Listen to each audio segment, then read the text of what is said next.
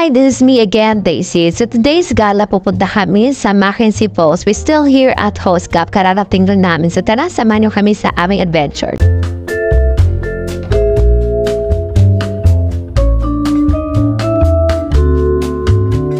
Before anything else, I would like to remind you na winter pa rin dito kaya sobrang lamig. So bago kami lumabas, ikot muna namin kayo sa room namin kasi dito kami magstay.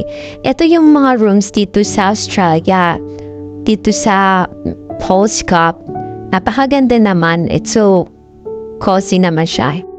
Ito talagang matatawag ko na adventure kasi kahit sobrang lamig at sobrang maulam, we still want to explore the place. Kaya tara, let's go! So let's talk about the Mackenzie Falls. It is a stunning waterfalls in Australia named after explorer Sir Ronald Mackenzie. It is a popular tourist spot with a plunge pool, diverse wildlife, and safety precaution for visitors. The falls offer a serene atmosphere perfect for photography and relaxation. So sure ako na maganda talagang lugar na ito kaya gustong-gusto ko siyang puntahan kahit sobrang lamig at sobrang maulan.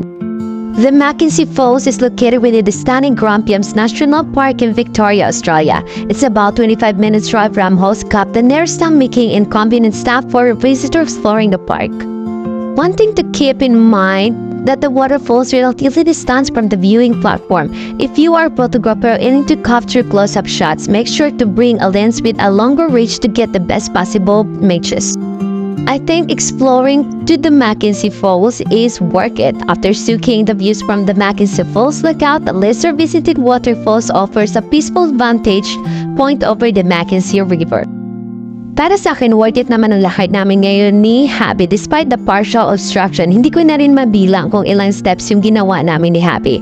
Bago pa man kami makapunta sa Mackenzie Falls, may nakita kaming maliit na falls na siguro nahati siya doon or continuation pa rin siya sa Mackenzie Falls. Pero maganda rin naman siya kaya nilapitan ko siya to take some photos of it at still napinmaha ako sa ganda ng lugar na ito. So you can see the falls themselves are smaller but the surrounding scenery along the river is serene and worth the extra effort. Adding the extension is a great way to skip the crowds and enjoy the peaceful end to our day of exploring. As the most popular destination in Grampians, we can expect advancing car parks and trails filled with our fellow adventurers or explorers. At dahil nga abutin kami ng 1,000 steps before going to Mackenzie Falls, as far as I know, many visitors consider the climb back up to be challenging. So if you decided that this is the final stop and want be heading toward there, be sure to take your time on ascent. We're still heading going to Mackenzie Falls and I'm still excited. Once at the base, you meet the raw power of the falls with the mist calling on the ear and thundering sounds of crashing water echoing in your ears. The Mackenzie Falls is one of the most picturesque spots in the Grampians, perfect for capturing stunning photos. Just looking around made me happy. Still driving, it's still worth one stop before descending to the base of the Mackenzie Falls. So tabangan nyo kami sa susunod naming vlog. So that's it for today's video. Always be nice and kind. Bye!